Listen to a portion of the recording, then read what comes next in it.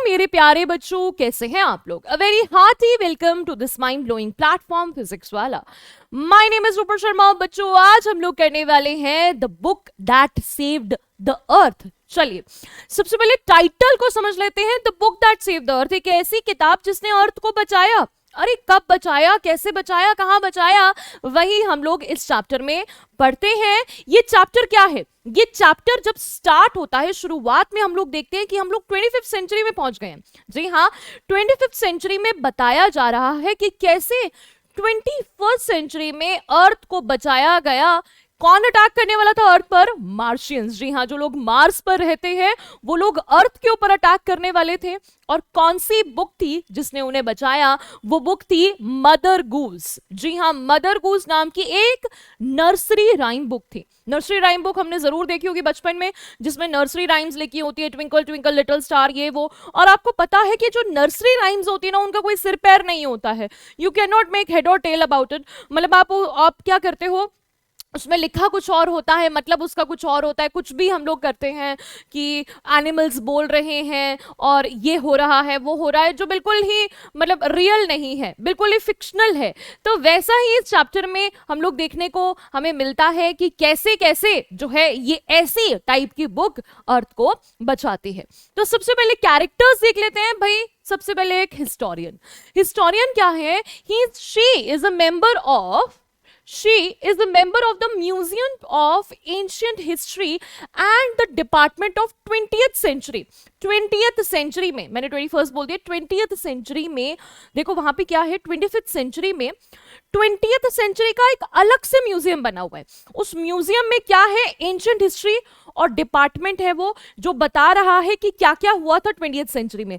तो ये जो इंसिडेंट है हिस्टोरियन के अकॉर्डिंग ये बहुत ही इंपॉर्टेंट इंसिडेंट है, जहां अर्थ जो है वो बच गई। अर्थ के ऊपर अटैक होने ही वाला था, मार्शियंस उसके ऊपर अटैक करने ही वाले थे, लेकिन ऐसा होने से बच गया। अब कैसे बचा वो हम लोग देखेंगे। यहां पर एक और पर्सन है जो बहुत इंटरेस्टिंग है कैरेक्टर, उसका नाम है थिंक टैंक। थिंक टैंक कौन है? Commander in chief of the Martian forces. वो कमांडर इन चीफ है मार्शियन फोर्सेस का। एक तरह से आप लोग कह सकते हो कि मार्स का वो हेड है। और वो किस तरह का पर्सन है? वो है एक बहुत ही ज्यादा सेल्फ ऑब्सेस्ड पर्सन। ठीक है, सेल्फ ऑब्सेस्ड पर्सन। भाई सेल्फ ऑब्सेस्ड पर्सन कैसे होते हैं? सेल्फ ऑब्सेस्ड पर्सन होते हैं जो सिर्फ अपने बारे में सोचते रहते हैं। ठीक है, सेल्फ प्रेजिंग होते हैं, जो अपनी बड़ी तारीफ करते हैं, जो अपने आप को बहुत ज्यादा समझते हैं। भाई थिंक टैंक पता है कैसा पर्सन है? थिंक टैंक एक ऐसा पर्सन है जो अपने आप को बहुत इंटेलिजेंट समझता है, बहुत ज्यादा स्मार्ट भी समझता है। उसे लगता है कि जो उसका सर है वो जैसे अंडे जैसा उसका सर जो है होता है, बड़ा सा उसका हेड होता है। उसे लगता है कि मैं बहुत ज्यादा स्मार्ट हूं। और जो अर्थ के लोग होते हैं उनके तो छोटे छोटे से सर होते हैं, वो बिल्कुल भी स्मार्ट नहीं होते, हम उनसे ज्यादा स्मार्ट और इंटेलिजेंट हैं।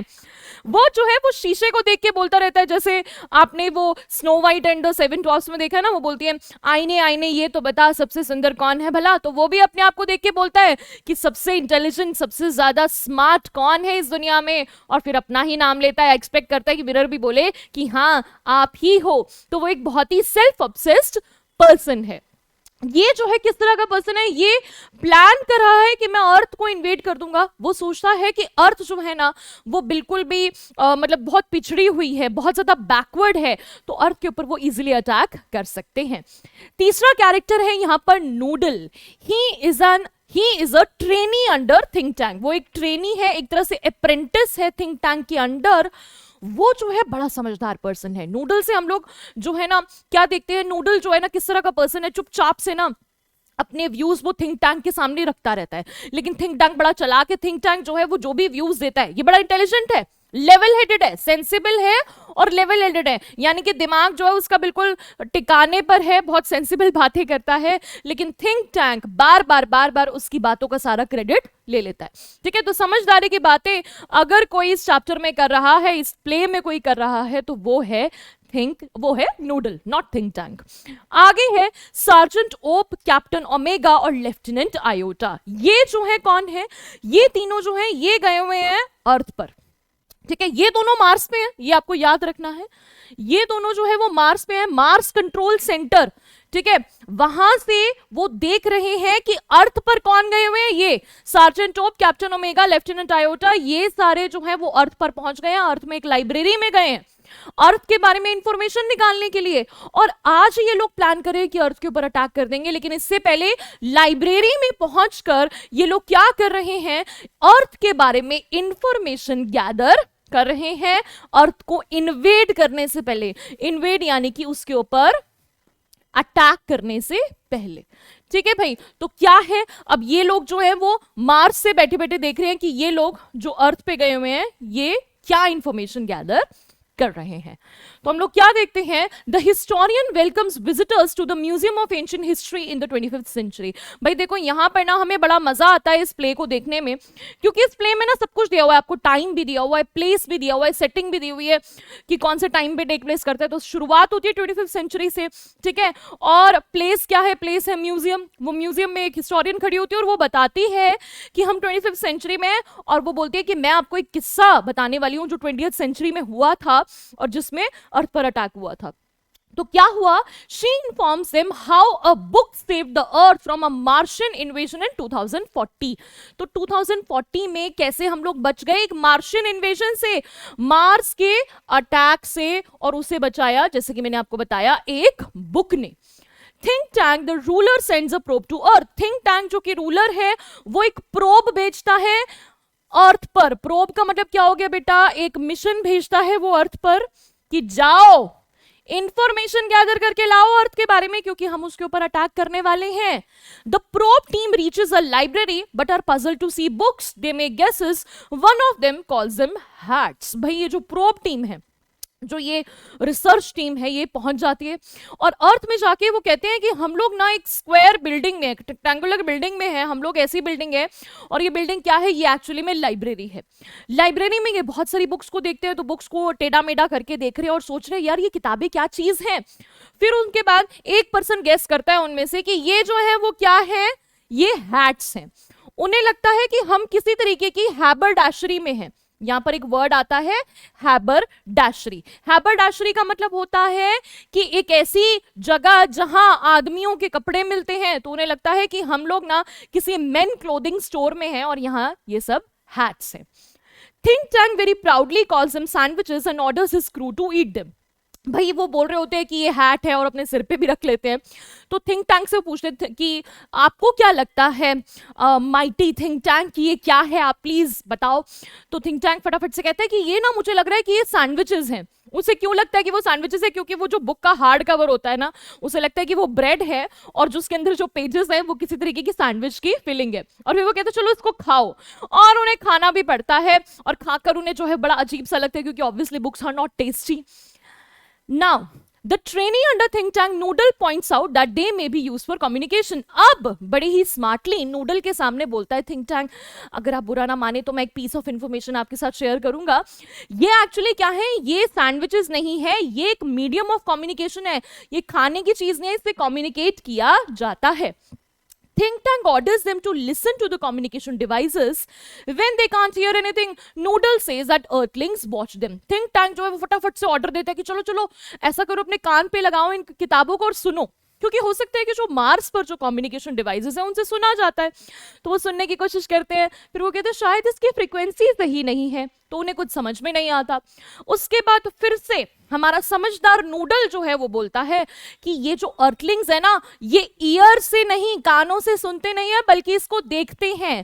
तो फिर थिंक टैंक बोलता है कि हाँ बिल्कुल सही कहा, बिल्कुल सही कहा नहीं, वो कहते हैं हाँ हाँ मैं बताता हूँ, ये एक्चुअली में ईयर कम्युनिकेशन के लिए नहीं है, बल्कि आई कम्युनिकेशन के डिवाइसेस हैं। Think tank asks his crew to watch them, but they cannot understand the pictures or the lines of writing. Think tank उनसे कहता है कि जो है इनको देखो, ठीक है, उनको देखो, किताबों को देखो। अब वो किताबों को देखते पर उन्हें कुछ समझ में नहीं आता। उन्हें लगता है कि यार ये क्या ब्लैक ब्लैक सी लकीरें जो है वो मारी हुई हैं, क्योंकि ऑब्वियसली वो मार्स के हैं तो उन्हें इंग्लिश लैंग्वेज थोड़ी ना आती होगी, तो उन्हें अर्थ वालों की लैंग्वेज आती नहीं है, तो उनके लिए तो वो कुछ नहीं, काला अक्षर भैंस बराबर वाली बात हो गई, कुछ समझ में ही नहीं आ रहा था उन्हें कि क्या लिखा हुआ है। they are ordered to eat vitamins that were given to them and decode the lines of writing.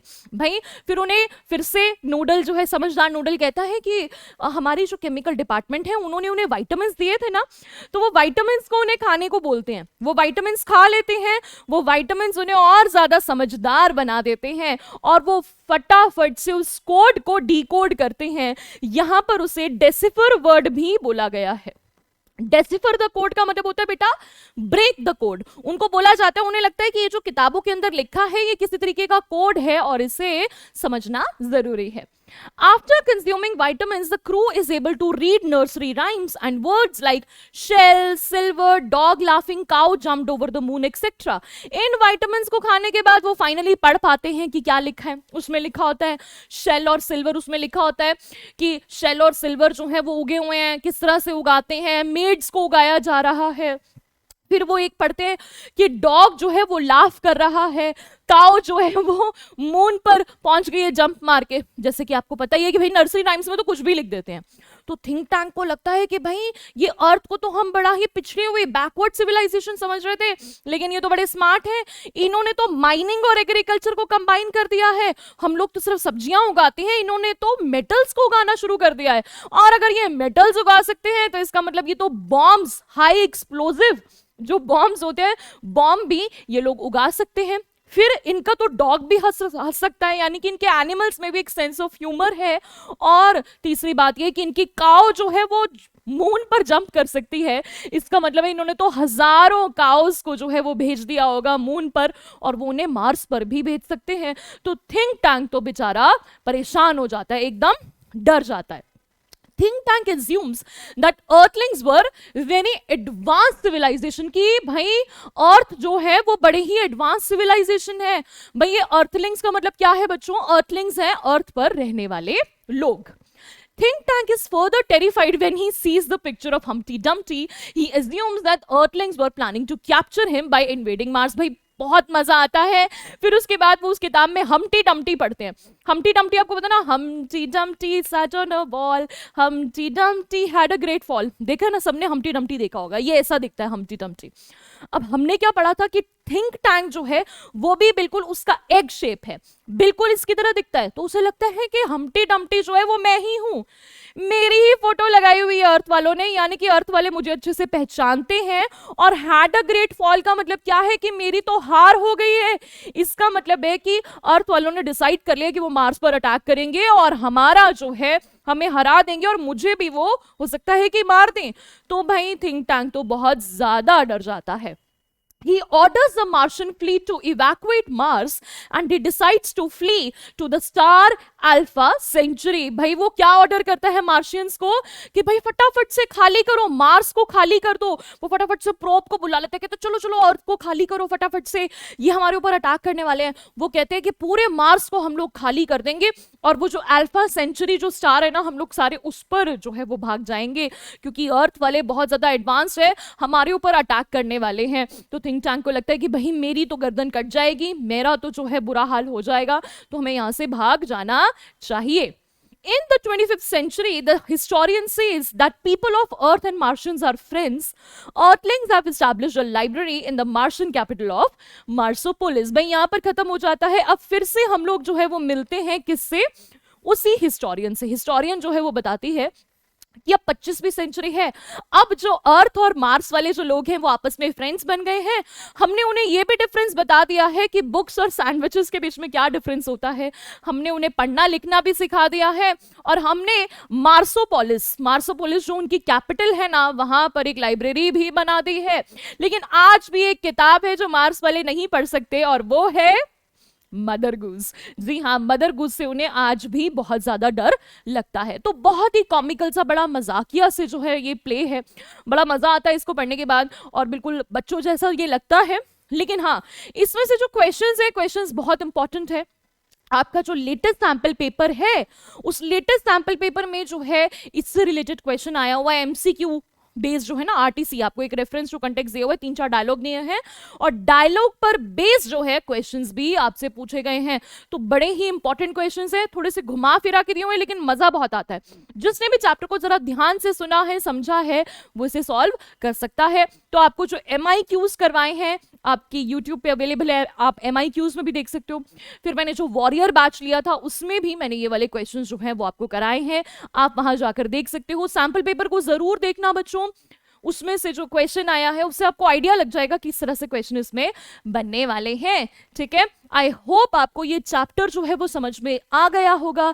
Thank you so much, मिलेंगे नेक्स्ट क्लास में। Till then take care, bye bye.